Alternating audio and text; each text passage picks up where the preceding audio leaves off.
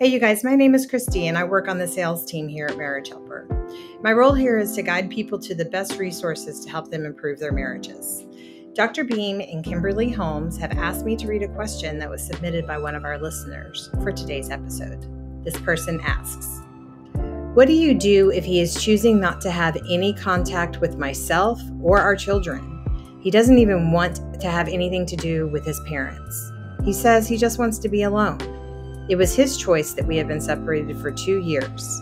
He had another woman, but I am not sure if he's still seeing her. How do I move forward? In questions like this, we always have to be sure for our listeners to hear, but also to help our listeners understand this about the way they think, is that we don't know his motives here. That's correct. And so we are saying, you know what, from the limited information that we have, this sounds like it could be shame, but we also have to enter it into it could be many other reasons that he's doing this. But if it is shame, then here are some ways to proceed. So his behaviors, Joe, when you look at this, you and I are thinking it sounds like maybe an attachment issue. Yeah, an attachment style or attachment theory, if you will. One of the things we talk about in our intensive 3-day workshop for marriages in trouble, we do a whole section on attachment styles, indicating that there are 4 different ones of those. We actually test you to help you know which quadrant you're in, those kinds of things. Without getting into more detail here, because we spend a lot of time in the workshop talking about that, let's just say that there's one called dismissing avoidant. And dismissing avoidant people are the people that say, I want nothing to do with you. Typically, they don't want anything to do with anybody, which is basically what she describes here. Mm-hmm. That he doesn't want to contact with me, not with the children, not with his parents, not anybody. He says he just wants to be alone. Now, people who go into that dismissing avoidant quadrant typically are there either because they feel that other people are going to hurt them, and so they preempt it. Because I know you're going to hurt me at some point, I'm going to cut off all contact, therefore you cannot hurt me. I don't want you around. I don't need you around. I can take care of myself. And typically, that's the only part of that that's studied. But we've come to realize there's another part of that, I should say. We have come to realize there's another part of that. Sometimes people go into dismissing avoidant. I don't want to be around you. I don't want to have anything to do with people. Not necessarily because they think that you're going to hurt them, but they're afraid they're going to hurt you. Now, this is not studied a whole lot, so I don't have a whole lot to say about this other than through our experience. So, Kimberly, sometimes people can be like, if indeed it's shame, for example, it can be like, I'm so bad, based on all the things we've talked about earlier, that I know I will eventually hurt whoever is important or close to me, whether that's my spouse, my children, my parents, anyone. I don't even want best friends because I think I'm that bad. So the principles we've talked about earlier, how would they apply to this person?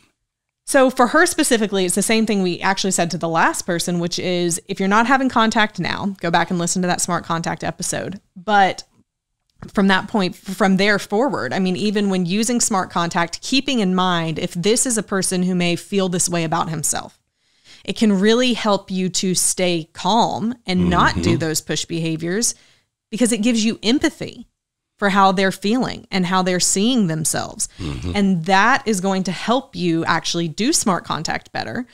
And then as he opens up, remember the same things we talked about last time. Listen, don't try and justify, don't try and add on any guilt, but don't try and dismiss the guilt or don't try and dismiss the hurt that maybe he did. Yeah, but because if you are adding on the guilt, those kinds of things, he becomes that much more convinced. Right. That I'm no good. I shouldn't be around people. People are going to hurt me.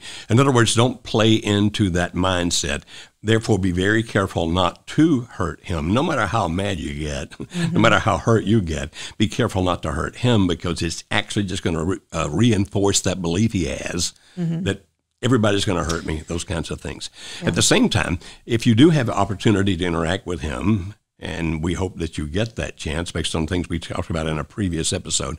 If you get a chance to interact with him, don't expect him to immediately respond to positive things that you say because he's already set that negative mindset, and it's going to take consistency and patience on your part if you want to pursue this. Now, obviously, she could say, I'll just divorce him and move on. But it sounds to me as if she still loves this guy and would love to rescue him. If that's the case, then if you can get any conversation started by using the smart contact, again, go back to the previous episode, then be positive, but not overly so. Don't sound false. Mm-hmm. Don't make it sound like you're flattering him, because he'll work against that. So don't hurt him. Don't flatter him either. Be honest, open, and transparent yourself, and extremely patient. Now, if anything works, that will. Not the fawning, you're wonderful, not the attacking, you're terrible, but in between there somehow. Kimberly, that sounds like a pretty tough thing to do, but you are convinced people can do it. I believe people can do it, yes. Okay. Isn't it more likely that a person like this lady would just finally say, that's it, it's too tough?